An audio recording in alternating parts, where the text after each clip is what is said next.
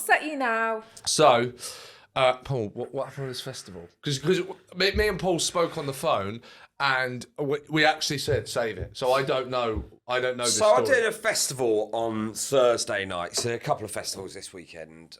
Thursday I did. So it's a late night one. So I'd been gigging in London first, and then drove down to do this festival. In Wickham. Yeah. Not too far from whence we hail, whatever. Don't know why I started speaking old-fashioned. From whence we came. Isn't Wentz? Is that from where we came? Wentz is I Wentz? really don't know. How do you a spell time- whence? I don't have a fucking clue. Oh yeah, from whence we came. Yes. Does that mean from where? Yeah. That is right. Okay, I was correct. I doubted myself. Never doubt myself Don't. again. Anyway, so I was due to go on at midnight. So I left London and drove down to Wickham. It was You were due on at midnight. the weather is bad. I've done it before. It's actually quite nice. So they have the comedy on after the music shut down. Nice idea. And last time I did it, it was good fun. And with the emphasis on last time I did it, it was good fun. But The way I like so I drove down and the guy, Mike Cox, who's been on the show, lovely guy. He was sort of emceeing it and sort of coordinating it, and there'd been heavy rain. So a lot of what was Wilderness like? Here at Wilderness was Awful. I got stuck I mean, in the all the festivals were bad this Yeah. weekend, muddy wise. Raining in London as well. So I had already been sort of forewarned that the artist car park was a quagmire. Never heard the word quagmire so much in my entire life as I've heard it this week. So he said there were some people parked on the road around the side near. Why does Mikey look confused? I don't know what a quagmire is.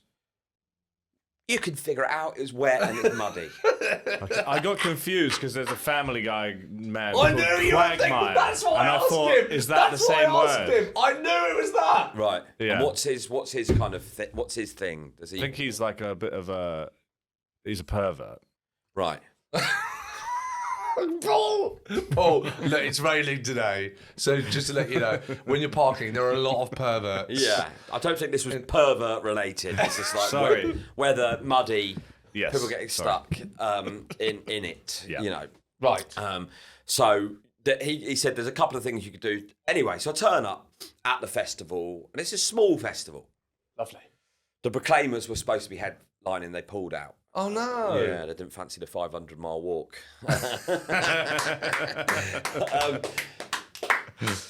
I don't know why they pulled out. And so I turn up there, and there's like the production. So there's a production car park there, and the artist car park there, and a bloke who was sort of being the steward, who looked like Gandalf, big long beard, hippie, long white hair. It was fucking annoying. Oh, hang on a minute. Wait.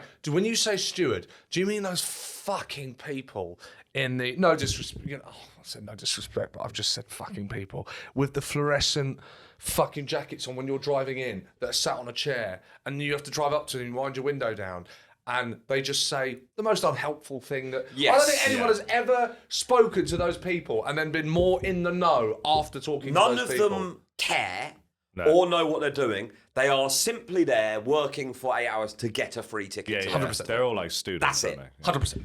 But usually the ones you're talking about sat on the chair, they're a good laugh. This guy was like... They're a good laugh. Well, all right, mate, you know, they are. You have good banter I with kind some of of know them. what you mean. Yeah. Yeah. Because they're all just usually fucked up. Yeah, actually, so on they drugs. you usually have good fun with them, sort of Yeah. thing. Yeah. Jesus, I'm such a miserable cunt that I've never managed to see what a laugh these stewards in fluorescent maybe not the jackets car can be. park ones, I they're need a to bit test dumb. this next time I do a festival. Hey, hello, excuse me, mate. I'm told that you're a laugh. Can you help me out? So, If you just go that way and turn left. This guy's fucking brilliant. I love this guy. but this guy was a bit more of an active. You know, he was sort of like.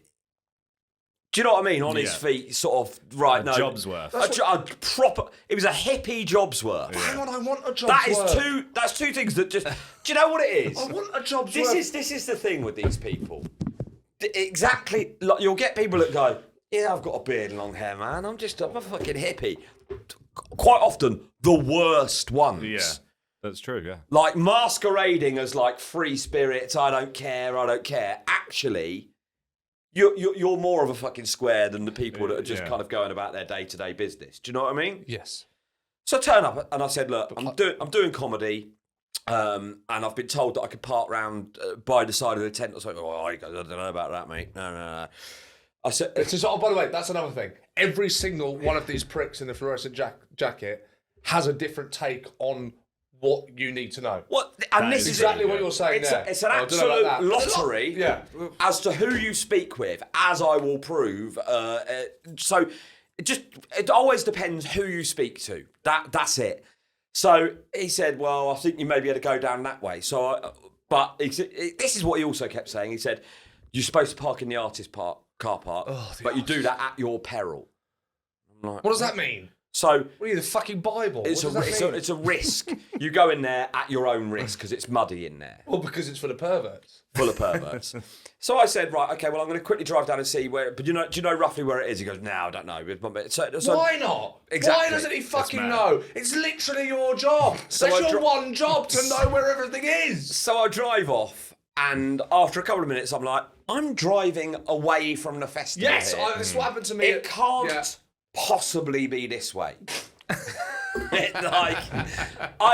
I don't know much, but what I do know, this way it ain't. Yeah. When the festival is in the mirror. What's this mirror called? The rear view mirror. The rear view. What's this mirror called?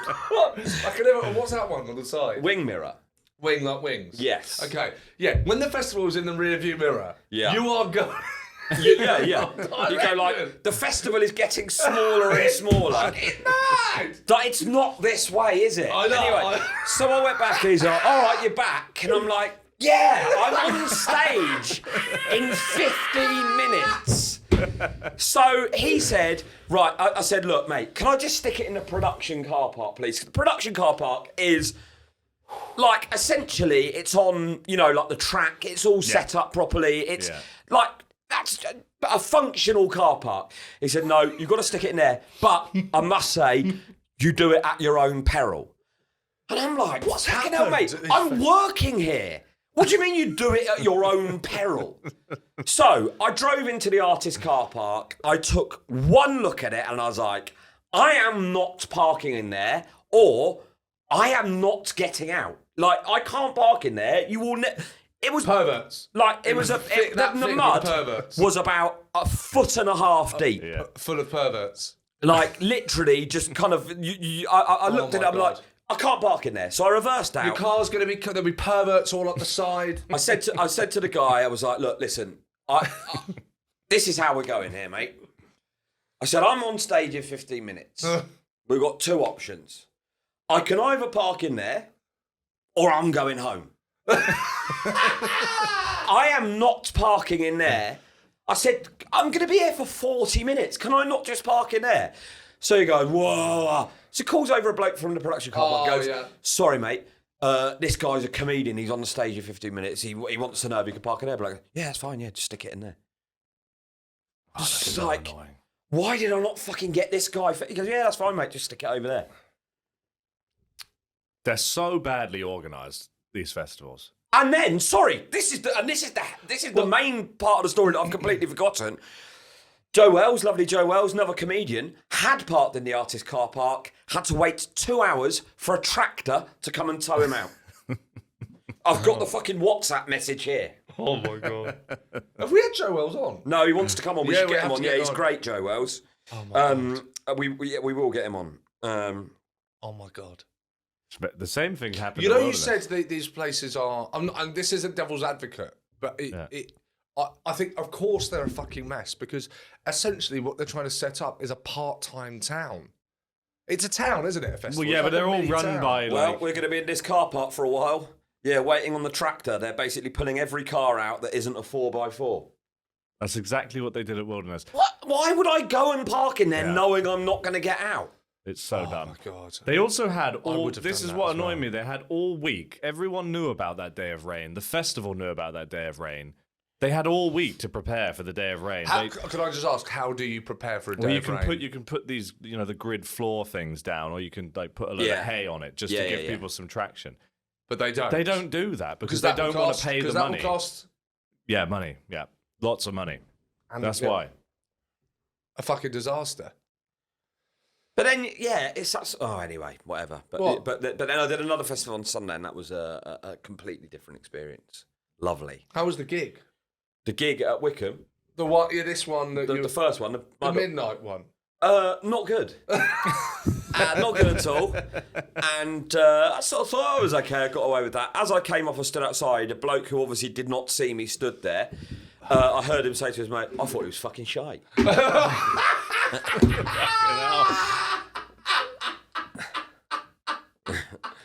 I will say though, he did say nothing like I'd seen him before, so he obviously had at one point. I mean, not that makes it any better, but yeah, I thought he was fucking shite. Nothing like what? Nothing like I'd seen him before. What? So he had seen you before? Yeah, and he liked it. Well, I guess so. I mean, I didn't speak to him. Once I'd heard him say, I thought he was fucking shy, I thought, yeah, this guy's not for me. Well, no, it's you're not for him. Well, yeah, exactly. But there we go. Fucking hell. But you smashed it last night. Last night was great fun. Yesterday, sort of early evening. Yes. It was lovely. Good. You had a good week? Not really. Okay. I did Parenting Hell. Oh, yeah. Went on a podcast. Spoke about being a dad for the first time. Yeah. Thought nothing of it. We recorded it quite a while ago. Went out.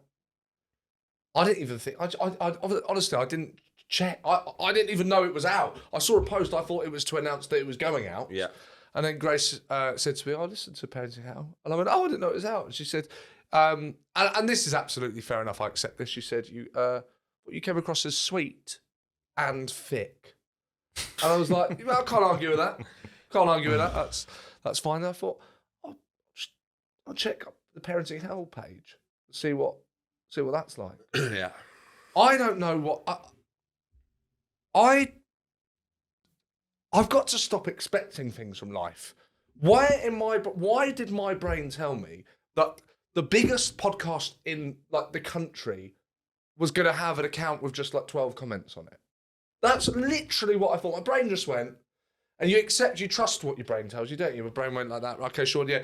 Well, just go and check if the 12 comments on the Parenting Hell comments say that you've come across as thick and sweet, and maybe there'll be a couple of laughter emojis. And I didn't even think, maybe you'll see something you don't like, because occasionally we do, don't we, as comedians, see a couple of things we or don't hear like. it live in your face.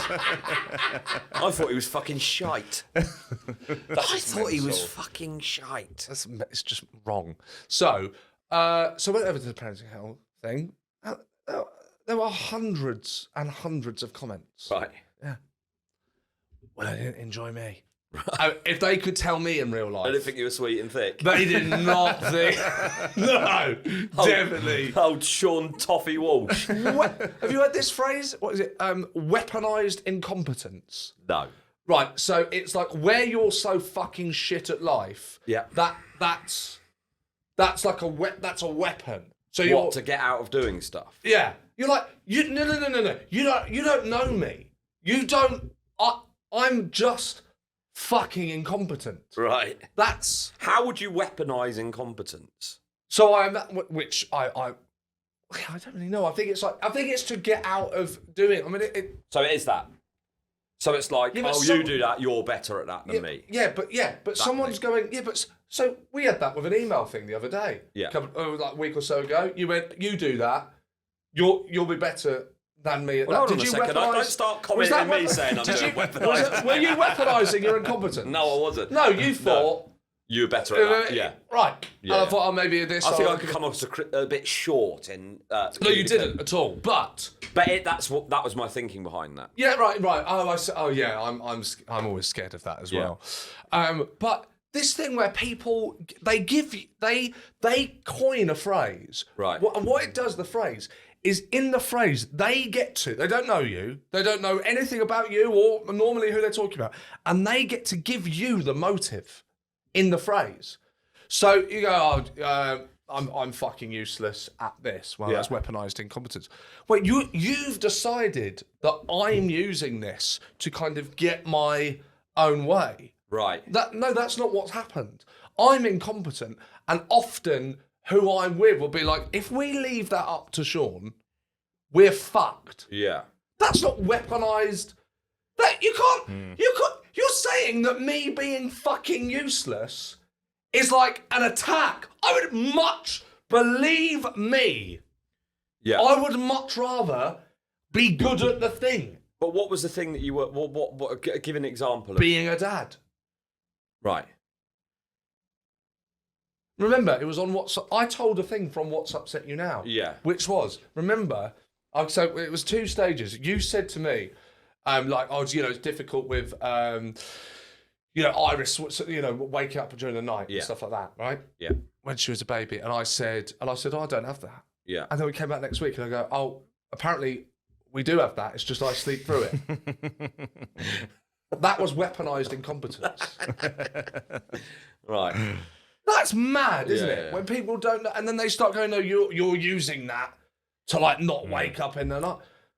That is mental. My missus would wake me up if she wanted me. Oh, what? What is this? Even in the definition of it, it says weaponized incompetence is when an individual often unconsciously demonstrates helplessness in order to avoid certain tasks. You can't weaponize something and be unconscious at the same time. I've accidentally bought a gun. I didn't realise I did that.